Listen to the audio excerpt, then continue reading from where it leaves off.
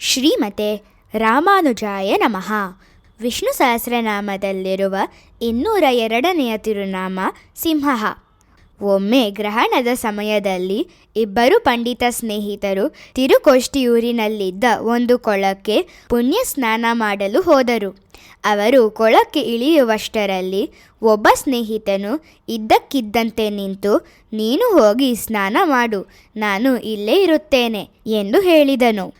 ಇದನ್ನು ಕೇಳಿದ ಇನ್ನೊಬ್ಬ ಸ್ನೇಹಿತನು ಆಶ್ಚರ್ಯಪಟ್ಟು, ಗ್ರಹಣದ ಸಮಯದಲ್ಲಿ ಸ್ನಾನ ಮಾಡಿ ತರ್ಪಣ ಮಾಡಬೇಕು ಎಂದು ಶಾಸ್ತ್ರಗಳು ಹೇಳುತ್ತವೆ. ಇದು ಪುಣ್ಯಕಾಲ, ಹೀಗೆ ಮಾಡಿದರೆ ಪಾಪಗಳು ದೂರವಾಗುತ್ತವೆ ಎಂದು ಹೇಳಿದನು. ಅದಕ್ಕೆ ಮೊದಲ ಸ್ನೇಹಿತನು, ನಾನು ಮಾಡಿದ ಅನೇಕ ಪಾಪಗಳನ್ನು ಈ ಸ್ನಾನದಿಂದ ತೊಳೆದುಹಾಕಲು ಸಾಧ್ಯವಿಲ್ಲ. ನರಸಿಂಹ ಭಗವಂತನು ತನ್ನ ತೀಕ್ಷ್ಣವಾದ ಉಗುರುಗಳಿಂದ ನನ್ನ ಎದೆಯನ್ನು ಸೀಳಿದಾಗ ಮಾತ್ರ ನನ್ನ ಪಾಪಗಳು ದೂರವಾಗುತ್ತವೆ ಎಂದು ಹೇಳಿದನು. ಅದೇ ಸಮಯದಲ್ಲಿ ಅಲ್ಲಿಗೆ ಪುಣ್ಯ ಸ್ನಾನಕ್ಕಾಗಿ ಬಂದಿದ್ದ ಪರಾಶರ ಭಟ್ಟರು ಈ ಮಾತುಗಳನ್ನು ಕೇಳಿದರು.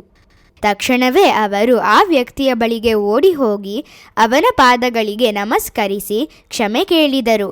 ಆ ವ್ಯಕ್ತಿಯು ಬಹಳ ಆಶ್ಚರ್ಯದಿಂದ, ಅಡಿಯೇ, ನೀವು ಏನು ಮಾಡುತ್ತಿದ್ದೀರಿ? ನೀವು ನನ್ನ ಬಳಿ ಏಕೆ ಕ್ಷಮೆ ಕೇಳುತ್ತಿದ್ದೀರಿ ಎಂದು ಕೇಳಿದನು. ಆಗ ಪರಾಶರ ಭಟ್ಟರು, ನೀವು ಸ್ನಾನ ಮಾಡುವುದಿಲ್ಲ ಎಂದು ಹೇಳಿದಾಗ ನಾನು ನಿಮ್ಮನ್ನು ತಪ್ಪಾಗಿ ಅರ್ಥ ಮಾಡಿಕೊಂಡು ನಿಮಗೆ ಭಗವಂತನಲ್ಲಿ ಭಕ್ತಿ ಇಲ್ಲವೆಂದು ಭಾವಿಸಿದೆ. ಆದರೆ ನಿಮ್ಮನ್ನು ರಕ್ಷಿಸಬಲ್ಲವರು ನರಸಿಂಹರು ಮಾತ್ರ ಎಂದು ನೀವು ಹೇಳಿದಾಗ ನನ್ನ ತಪ್ಪಿನ ಅರಿವಾಯಿತು. ನೀವು ಭಗವಂತನ ನಿಜವಾದ ಭಕ್ತರು. ನಿಮ್ಮ ಬಗ್ಗೆ ತಪ್ಪಾಗಿ ಯೋಚಿಸಿದ್ದಕ್ಕಾಗಿ ನನ್ನನ್ನು ಕ್ಷಮಿಸಿ ಎಂದು ಹೇಳಿದರು. ಮನಸ್ಸಿನಲ್ಲಿ ಮಾಡಿದ ತಪ್ಪನ್ನು ಒಪ್ಪಿಕೊಂಡು ಕ್ಷಮೆ ಕೇಳುವಷ್ಟು ವಿನಯಶೀಲರು ಪರಾಶರ ಭಟ್ಟರು. ನಂತರ ನರಸಿಂಹರ ಉಗುರುಗಳ ಮಹಿಮೆಯನ್ನು ವಿವರಿಸಲು ಅವರು ಆ ಇಬ್ಬರು ಸ್ನೇಹಿತರಿಗೆ ಮತ್ತೊಂದು ಕಥೆಯನ್ನು ಹೇಳಿದರು. ಆ ಕತೆ ಹೀಗಿದೆ. ಒಮ್ಮೆ ವೇದವ್ಯಾಸರು ತಮ್ಮ ಶಿಷ್ಯರೊಂದಿಗೆ ಬದ್ರಿನಾಥ್ನಲ್ಲಿ ಭಗವಂತನ ಅವತಾರಗಳ ಬಗ್ಗೆ ಚರ್ಚಿಸುತ್ತಿದ್ದರು. ಆಗ ಒಬ್ಬ ಶಿಷ್ಯನು, ಭಗವಂತನ ಎಲ್ಲ ಅವತಾರಗಳಲ್ಲಿ ನರಸಿಂಹಾವತಾರವೇ ಅತ್ಯಂತ ಉಗ್ರವಾಗಿದೆ. ಅವರು ಹಿರಣ್ಯಕಶಿಪುವನ್ನು ಅವನ ಸಹಾಯಕರನ್ನು ತಮ್ಮ ತೀಕ್ಷ್ಣವಾದ ಉಗುರುಗಳಿಂದ ಸಂಹರಿಸಿದರು. ಆದ್ದರಿಂದ ಅವರು ಇತರರಿಗೆ ನೋವು ಕೊಡುವವರು ಎಂದು ಹೇಳಿದನು. ಇದನ್ನು ಕೇಳಿದ ವೇದವ್ಯಾಸರು, ಹೊರನೋಟಕ್ಕೆ ಹಾಗೆ ಕಾಣಬಹುದು, ಆದರೆ ನಿಜವಾದ ಅರ್ಥ ಬೇರೆ. ನರಸಿಂಹರ ಉಗುರುಗಳು ನೋವು ಕೊಡುವುದಕ್ಕಲ್ಲ, ಪಾಪಗಳನ್ನು ನಿವಾರಿಸುವ ಸಾಧನಗಳು. ಹಿರಣ್ಯಕಶಿಪು ಮಾಡಿದ ಅಸಂಖ್ಯಾತ ಪಾಪಗಳನ್ನು ತೊಲಗಿಸಿಕೊಳ್ಳಲು ಅವನು ನರಕದಲ್ಲಿ ಲಕ್ಷಾಂತರ ಜನ್ಮಗಳನ್ನು ಪಡೆಯಬೇಕಾಗಿತ್ತು.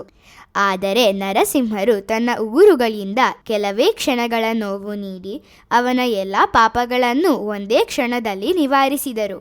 ಆದ್ದರಿಂದ ಅವರು ಕೇವಲ ನೋವು ಕೊಡುವವರಲ್ಲ, ತಮ್ಮ ಶತ್ರುಗಳನ್ನು ಕ್ಷಣ ಮಾತ್ರದಲ್ಲಿ ಸಂಹರಿಸುವ ಸಿಂಹ ಎಂದು ಹೇಳಿದರು. ಸಿಂಹ ಎಂಬ ತಿರುನಾಮದ ಅರ್ಥ ಸಿಂಹ. ಸಿಂಹವನ್ನು ಸಿಂಹ ಎಂದು ಕರೆಯುವುದು ಅದರ ರೂಪವು ನರಸಿಂಹರ ದಿವ್ಯ ಸ್ವರೂಪವನ್ನು ಹೋಲುತ್ತದೆ ಎಂಬ ಕಾರಣದಿಂದ. ನಾವು ಪ್ರತಿದಿನ ಸಿಂಹಾಯ ನಮಃ ಎಂದು ಜಪಿಸಿದರೆ ನರಸಿಂಹ ಭಗವಂತನು ನಮ್ಮ ಪಾಪಗಳನ್ನು ನಿವಾರಿಸಿ ನಮ್ಮನ್ನು ಆಶೀರ್ವದಿಸುತ್ತಾನೆ. ಶ್ರೀಮತೆ ರಾಮಾನುಜಾಯ ನಮಃ.